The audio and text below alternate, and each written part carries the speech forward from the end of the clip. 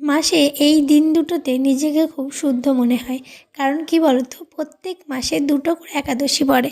আর একাদশী ব্রতের দিন তো আমরা শুদ্ধ আহার করি, শুদ্ধভাবে চলাফেরা করি, নিজেকে অনেক সংযত রাখার চেষ্টা করি। তো আমি সেই জন্য প্রত্যেক একাদশীতে রাধা মাধবকে অভিষেক করাই। আর খুব বিশেষ দিন ছাড়া কিন্তু আমি করাই না, প্রত্যেক দিন তো গোপালকে করাই। তো যাই হোক, এবার তোমরা হয়তো বলবে যে শুদ্ধতার কী আছে, মন শুদ্ধ থাকলে সব ঠিক আছে, মন যদি ভালো থাকে তাহলে সব পবিত্র। দেখো, আমিও মানি, কিন্তু এটা কখন বলো তো, যখন একটা স্তরে ওঠা যায় তখনই কিন্তু ভাবা যায় যে হ্যাঁ, আমার মন শুদ্ধ আছে মানে আমার বাহ্যিক শুদ্ধতার কোনো প্রয়োজন নেই। কিন্তু আমরা আছি একটা জঞ্জালের মধ্যে, সেখানে থেকে তুমি যদি মনে মনে ভাবো যে আমার মন তো শুদ্ধ আছে তাতেই হয়ে যাবে, তাহলে কিন্তু কখনোই সেটা সম্ভব না। সেটা মাত্র শুধুমাত্র কী বলো তো, নিজের আর কি দোষগুলোকে ঢাকার আর নিজেকে পবিত্রতা দেখানোর একটা মাধ্যম ছাড়া কিচ্ছু না।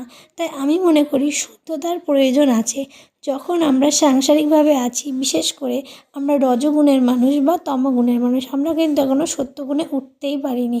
সাত্ত্বিকভাবে আমরা চলাফেরা ঠিকমতো করতেই পারি না। তাই আমার মনে হয় শুদ্ধ থাকার বিশেষ প্রয়োজন আছে, বিশেষ করে বাহ্যিক দিক থেকেও। শুধু মন শুদ্ধ থাকলেই হবে না, ভগবান যখন দেহটাকে দিয়েছে সেটাকেও শুদ্ধ রাখতে হবে। তো এই একাদশীর দিনগুলো কিন্তু আমরা খুব শুদ্ধভাবে চলাফেরা করি, শুদ্ধ আহার করি, শুদ্ধ কথাবার্তা করি, অনেক কিছু পবিত্র কাজ করি। তাই সেই দিনে কিন্তু আমি রাধা মাধবকে মনে করিয়ে অভিষেক করাই। আর আমার এত ভালো লাগে রাধা মাধবকে সেবা দিতে। হ্যাঁ, আমার রাধা মাধবটা একটু ছোটো, তাতে কি, তাতে কোনো অসুবিধা নেই। আমার তাতেই আমি সন্তুষ্ট, আমার গোপাল তো আছে, তাই না? গোপালকে তো প্রতিদিন করাই।